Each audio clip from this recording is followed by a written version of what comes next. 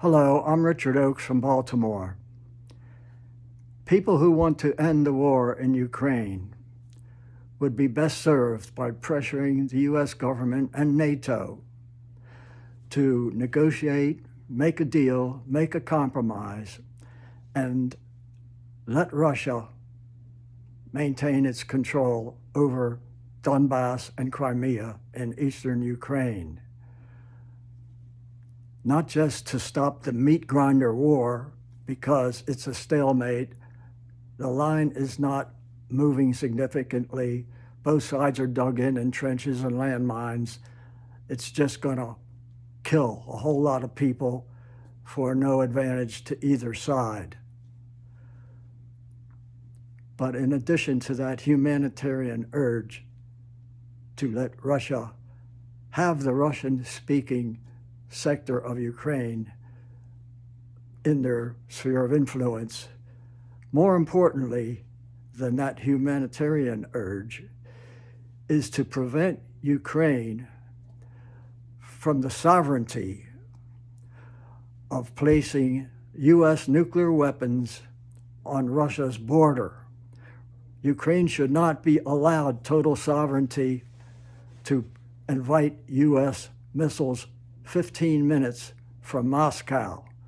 US missiles are already in Turkey and Romania and Italy, and US nuclear subs are in the Black Sea and Baltic Sea. However, the Ukrainian eastern border next to Russia is only 15 minutes from Moscow, closer than all the other US missile sites.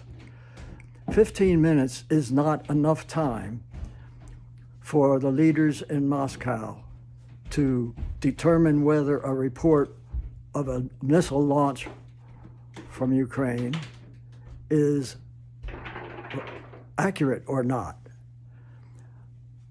Hence, they must assume that it's accurate before it hits their missiles, and they would have to launch them or lose them. The US has the same protocol. So, for the sake of humanity, for the sake of the whole world, we must not let Ukraine have total sovereignty, even if they could win it, but they can't win.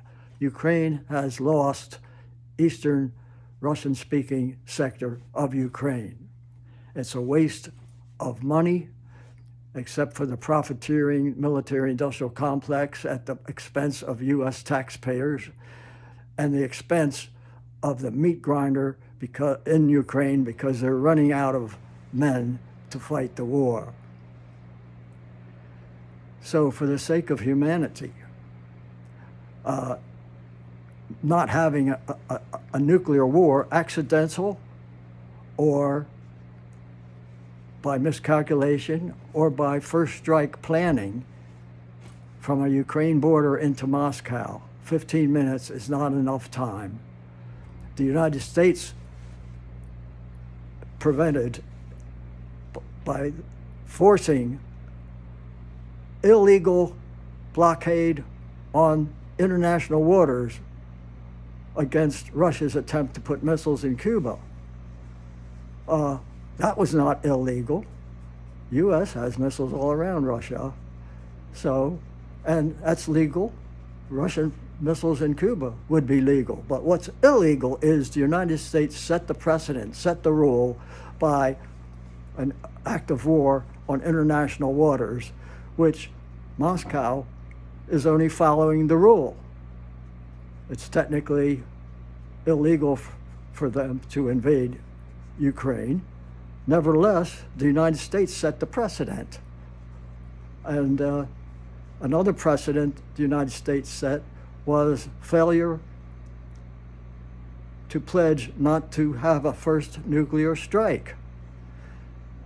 China and Russia had pledged not to have a first nuclear strike, but the United States would not follow suit.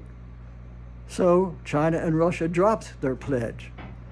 The United States wouldn't follow suit, so they could have ambiguity, keep their alleged enemies guessing, keep the possibility of a first strike, nuclear strike, on the table.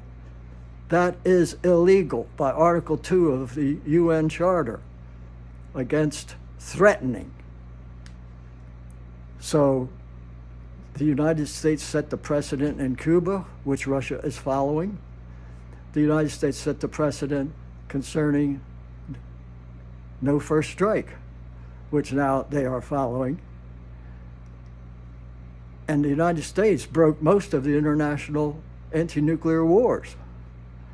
So the culprit in this is the US and NATO. Now, another aspect is Donbass, Eastern Ukraine, and Crimea had been part of Russia for 207 years, since 1783, when Catherine the Great of Russia acquired that territory, Russian-speaking territory, from the Ottoman Empire. That's longer than the US existed.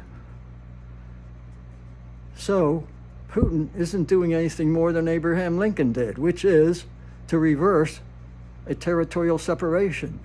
Putin wants to reverse a territorial separation and get back what was theirs for 3 times longer than the Confederacy was part of the North in the US.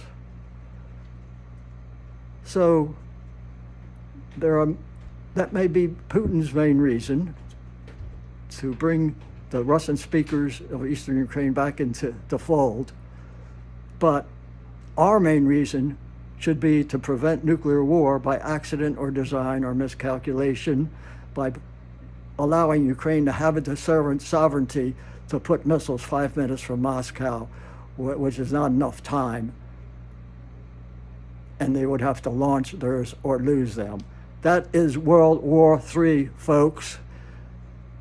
Charter 1 of the UN says country A should not invade country B, but Article 2 says you should not use threats. The United States is not pledging to take nuclear first strike off the table. That is a nuclear threat. The United States putting missiles all around Russia is a nuclear threat. When Russia tried to do that in Cuba, the US took us to the brink of World War III to stop that. So we can thank Khrushchev for backing off, and one Soviet sailor who didn't launch a nuclear torpedo.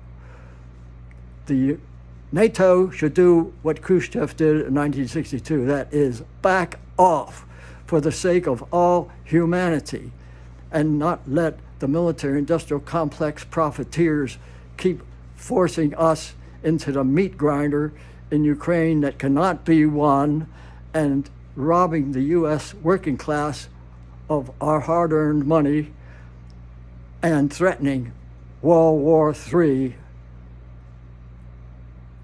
So please, people, if you want peace in Ukraine, tell the US and their lackeys in NATO and their lackeys in the US Congress to back off like Khrushchev did, make a deal, compromise, and we can have peace in Ukraine. Thank you for listening.